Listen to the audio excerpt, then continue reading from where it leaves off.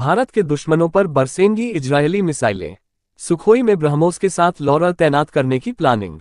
ब्रह्मोस के बावजूद भारतीय वायुसेना लॉरा मिसाइल पर विचार कर रही है, क्योंकि यह ब्रह्मोस का पूरक है, न कि प्रतिस्पर्धी। लॉरा की 400-430 किलोमीटर रेंज, सटीकता और सस्ती लागत इसे गहरे और सुरक्षित हमलों के लिए उपयुक्त बनाती है। ऑपरेशन सिंदूर की सफलता और सीमा पर बढ़ते खतरे ने इसकी जरूरत को और बढ़ाया है।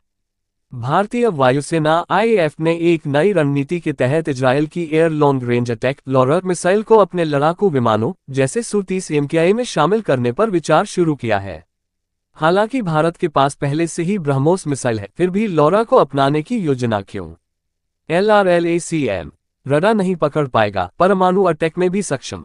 तुर्की का दुश्मन ग्रीस भारत से चाहता है ये मिसाइल। भारत से ग्रीस वो मिसाइल लेना चाहता है जिससे तुर्की डर गया है। तुर्की ने ऑपरेशन सिंदूर के समय पाकिस्तान की मदद की थी। अगर ग्रीस के इस मिसाइल का सौदा हो गया तो तुर्की की हालत खराब हो जाएगी। LRLACM मिसाइल की 1500 किलोमीटर की रेंज, टैरन हगिंग क्षमता और परमाणु व पारंपरिक वॉरहेड ले जाने की विशेषता इसे एक गेम चेंजर बनाती है। बिना सुनवाई किसी का नाम नहीं कटेगा, बिहार वोटर वेरिफिकेशन पर सुप्रीम कोर्ट ने कहा। जस्टिस सुधांशु धुलिया और जस्टिस जॉय माल्या बागची की पीठ इस पर सुनवाई कर रही है। याचिकाकर्ता की तरफ से वरिष्ठ अधिवक्ता गोपाल शंकर नारायण ने कहा कि हम वोटर्स लिस्ट के विशेष गहन पुनरीक्षण को चुनौती दे रहे हैं। बिहार विधानसभा चुनाव से पहले वोटर लिस्ट के विशेष गहन पुनरीक्षण के विरोध में विपक्षी दलों ने सुप्रीम कोर्ट का रुख किया है। इस मामले पर गुरुवार को कोर्ट में सुनवाई होगी। सुबह 9:04 हरियाणा के झज्जर के पास 4.4 रिक्टर की तीव्रता से झटके आए। लगभग 10 सेकंड तक महसूस किया गया। दिल्ली, नोएडा, गाजियाबाद, रोहतक आदि क्षेत्रों में हल्के झटके, फिलहाल कोई जनहानि नहीं हुई। विशेषज्ञों का सुझाव, झटके रुकने पर लिफ्ट नहीं करें, सतर्क रहें। तारांकन भारत बंद तारांकन 10 केंद्रीय ट्रेड यूनियनों द्वारा बुलाया गया बंद आज है, जिसका असर बैंक, डाक, पब्लिक ट्रांसपोर्ट, बिजली और खनन पर व्यापक रूप से महसूस होगा। प्रधानमंत्री मोदी की नामीबिया यात्रा।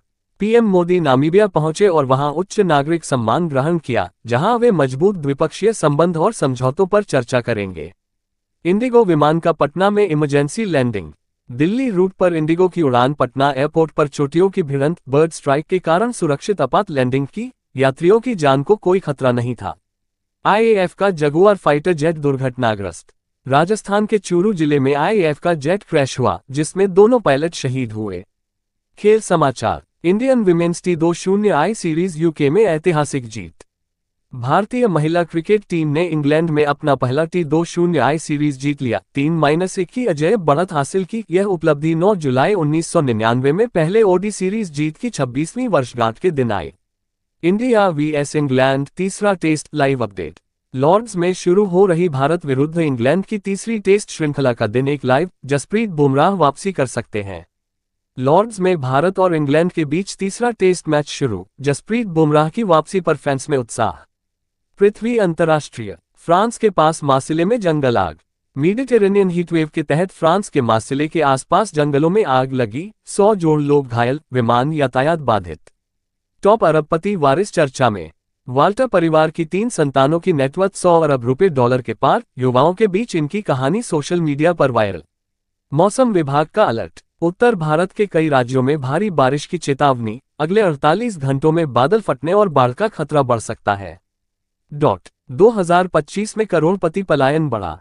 हाई नेटवर्थ इंडिविजुअल्स सबसे ज्यादा यूएई, ऑस्ट्रेलिया और सिंगापुर की ओर पलायन कर रहे हैं। भारत टॉप 5 में नहीं।